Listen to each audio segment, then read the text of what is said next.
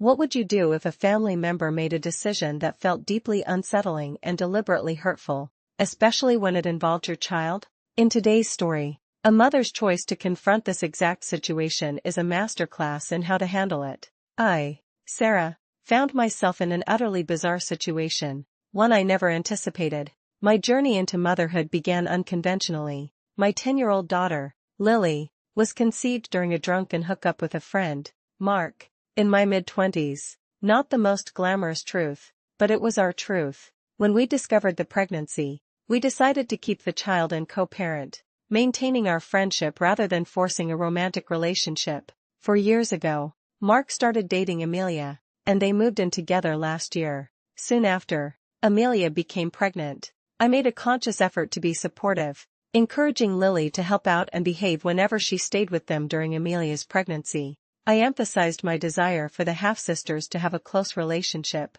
even offering to babysit for them on nights I had Lily, so they could have alone time once the baby arrived. I genuinely thought everything was going well, and I was excited for Lily to finally have a sibling, as she'd always wanted one, though I had no desire for more children myself. Then came the shock. 3 days ago, Mark and Amelia welcomed their daughter. Yesterday, they asked me to bring Lily to the hospital to meet her new sister, alongside other family members. I did exactly that. But the moment they introduced us to the baby, I was floored. They had used Lily's name. Amelia, bold as brass, introduced the baby without a flicker of concern. Mark, however, seemed visibly uncomfortable, avoiding my gaze. "What are you playing at?" I demanded, my voice tight with disbelief. It was at this point that Mark's father, sensing the escalating tension, quickly stepped in, offering to take Lily down to the cafeteria for a snack. He knew, and I knew,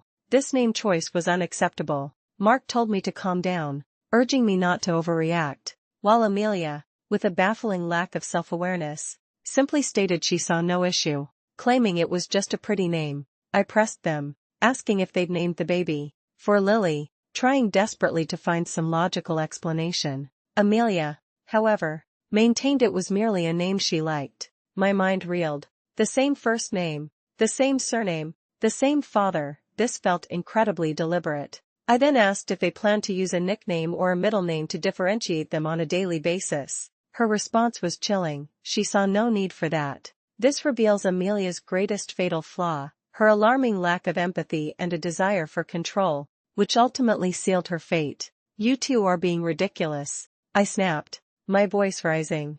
"You absolutely cannot do this." Turning to Amelia, I told her, my voice laced with disgust, that I found this frankly creepy. To Mark, I declared him spineless if he was truly happy to go along with such a scheme. He attempted to rationalize, stammering that Lily could use a nickname. I immediately shut him down. Why is it more reasonable for a girl who has used that name for a decade to change her name, compared to a baby who has no concept of what a name even is yet? Amelia, feigning offense, suddenly declared I was being a bitch for speaking to her like that after she'd just given birth, and, with a dramatic flourish, asked the nurses to remove me, claiming I was being disruptive. Perhaps my temper did run a little too hot, and maybe I was too harsh on a woman who had just given birth, but honestly, it was just so incredibly, profoundly weird. It felt malicious and deliberate, as if she was trying to replace my daughter, and to spring it on us like that.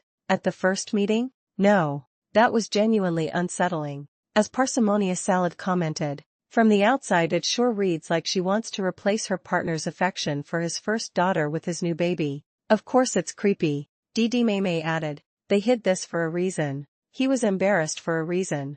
The same first and last name is going to cause both those girls a lifetime of issues, especially with the same father." This wasn't just about a name. It was about respect, boundaries, and the well-being of both girls. It became clear that I could no longer trust Mark to make decisions that truly considered Lily's best interests. As Mishi162 so astutely put it, "This is a calculated move on the part of the GF, and your daughter's dick of a father is too spineless to stand up to her." The story highlights that while no one can claim a name, some choices are laden with hidden intentions. What would you do in a situation where a seemingly innocuous decision carries such a heavy emotional weight and potential for conflict?